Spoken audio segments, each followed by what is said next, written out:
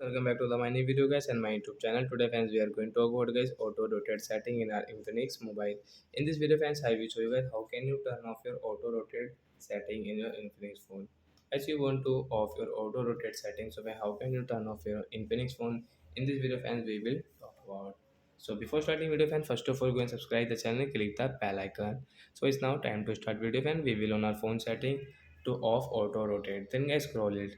Friends, you can see your display and brightness setting. Friends, tap here. Friends, again scroll guys. You can see guys your auto rotate setting. Right side this icon guys. You can see in your Infinix phone. So you will have to click here. Then guys your auto rotate will off in your Infinix phone. Then guys your phone will not rotate automatic. So like that guys, you can turn off your auto screen means auto rotate. So that's it guys. Thanks for watching the video guys. We will meet on next video guys with new topic. Before going guys, please go and like the video, subscribe the channel. Bye bye friends.